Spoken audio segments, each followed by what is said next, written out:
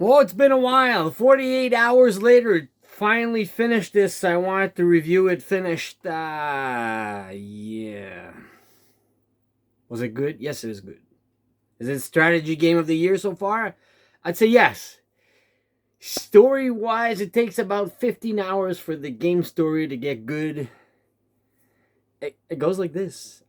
I'm kind of bummed out because I want to compare Triangle Strategy. The story was like, man, every corner you were like, oh yeah, it was so good. This one, I don't know. Gameplay wise, it's the best. There's so much to do, so much to offer. Replay value is there. If you don't want to do the main story, there's a bunch of pop-up missions that appear. So any strategy fans are gonna love this one over anything else because the game keeps on giving you infinite gameplay, kind of, in the free open world type of thing. But yeah, it's a strategy game if you haven't played Fire Emblem before. I don't want to spoil anything. I'm working hard on this.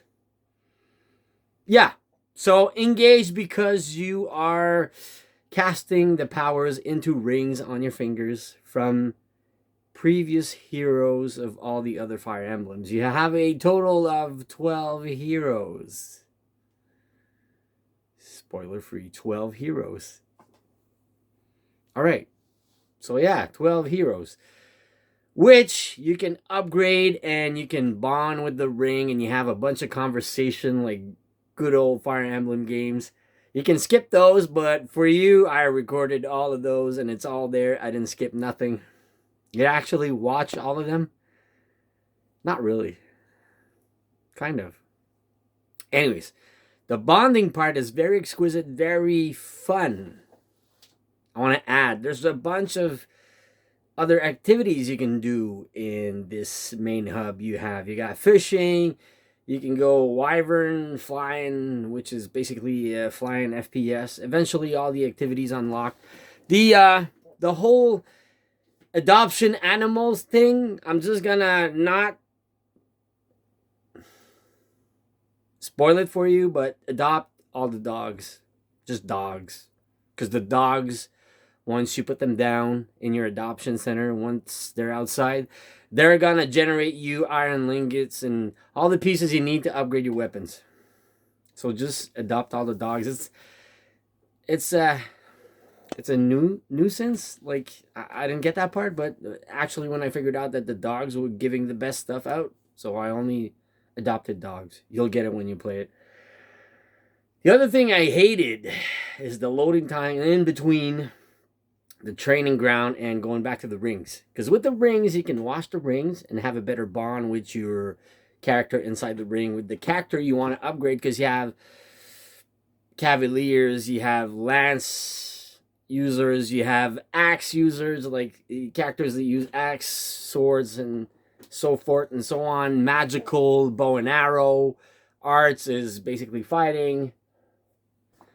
Yeah, you got a bunch of characters. I've played normal, casual the whole time. I didn't feel like a challenge. Maybe I should have put it a little bit harder, but I loved it. Um, Normal, casual. I was playing because I didn't want to lose any characters. It's very painful to lose characters in that game. If you play the really normal mode, you're gonna lose characters. But I did not. So yeah, story wise, there's some good punchlines, like a good story, but it's really up and down. I don't want to spoil it. Even at the end, you're like, okay. I like to cry at the end of my games. I didn't get that. Anyways, um, yeah, the loading time in betweens. So you have this place. The game doesn't explain everything, and you have to discover a bunch of stuff. You have to go training in that door on the right. Train with your emblem or train with other characters. Then once you bonded enough, you can go back to the ring center, and then you can put skills on your character. And the best, I would say, keep your bonding numbers important to bond with your emblem more than characters. Does that make sense? Anyways, you get really rewarded Once you get to the ring center, keep your points, at least 2,000 points. That's where you get the best power-ups.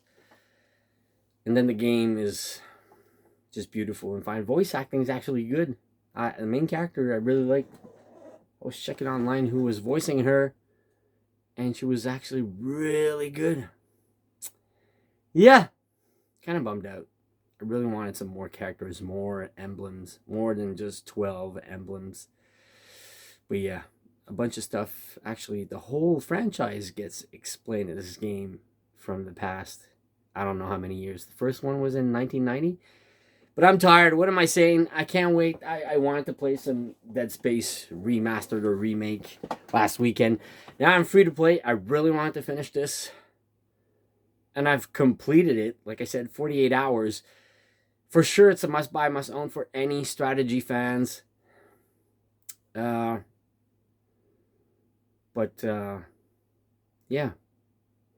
I want to be more excited about the story. That's basically it.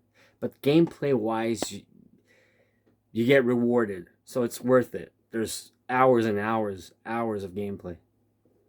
Hours. So it's definitely worth it. I'm kind of tired, passed out. I mean, I haven't been doing this in a long time. So that's it for now. We'll get my energy back. Go kill some monsters in Dead Space. They have a special name. I forgot the name. I know this by heart usually.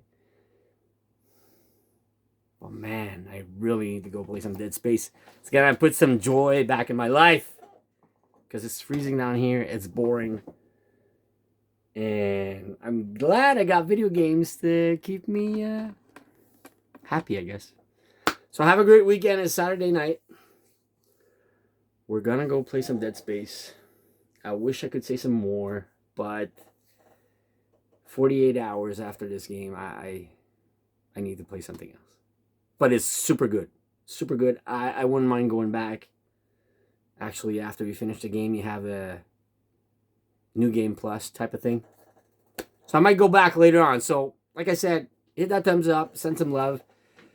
Have a great rest of the weekend. And we'll see you soon. For sure, if you're a strategy fan, you can't. Fire Emblem has been around forever.